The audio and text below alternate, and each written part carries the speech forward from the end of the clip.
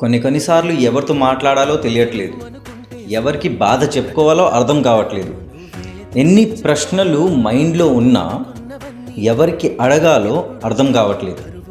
కొన్ని ప్రశ్నలకి జవాబు టీచర్స్ దగ్గర ఉంటాయి, కొన్ని ప్రశ్నలకి జవాబు అమ్మ దగ్గర ఉంటుంది, కొన్ని ప్రశ్నలకి జవాబు ఫ్రెండ్స్ దగ్గర ఉంటుంది, కొన్ని ప్రశ్నలకి జవాబు అమ్మాయిల దగ్గర ఉంటుంది, కొన్ని ప్రశ్నలకి జవాబు అబ్బాయిల దగ్గర ఉంటుంది. బట్ మన మనసు లోపల ఒక ప్రశ్న ఉంటుంది, ఆ ప్రశ్నకి జవాబు ఎవరిస్తారు?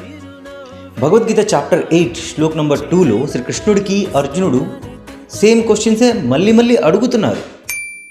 To be very honest, chapter 8 shlok number 1 and 2లో ఒకే క్వశ్చన్ ఉంది. నన్ను అడిగింది, బ్రాహ్మణ ఎవరు, ఆధ్యాత్మ ఏంటి, ఆదిభూత్ ఏంటి, ఆదిదేవ్ ఏంటి, కర్మ ఏంటి?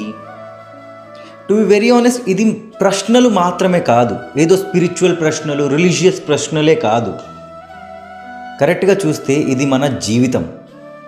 అసలు మనం ఎవరు?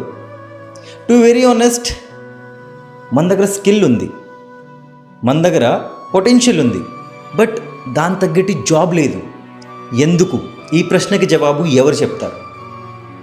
మన దగ్గర అర్హత ఉంది, మన దగ్గర ధైర్యం ఉంది, బట్ మన్ని ఎవరు గుర్తించట్లేదు. ఈ ప్రశ్నకి జవాబు ఎవరు చెప్తారు?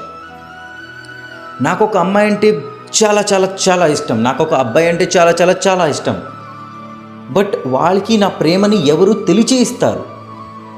ఇలాంటి ప్రశ్నలకి జవాబు ఎవరు చెప్తారు? త్వరలోనే కృష్ణుడు చెప్పిన ఆన్సర్స్ మీ మైండ్లో ఉన్న క్వశ్చన్స్కి ఒక దారి ఇస్తుంది. మీ క్వశ్చన్స్కి ఆన్సర్ ఎలాగా వెతుక్కోవాలో ఒక లైట్ చూపిస్తుంది. అప్పుడు దాకా వెయిట్ చేయండి, అప్పుడు దాకా ఆలోచించండి. మీరెవరు, నేనెవరు, మనం ఎవరు, ఈ లోకం ఏంటి?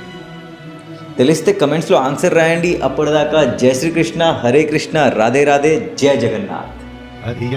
కథం పుత్ర దేహేస్మిన్ మధుసూదనం ప్రయాణకాలే చ కథం నేయోసి నియతాత్మభిః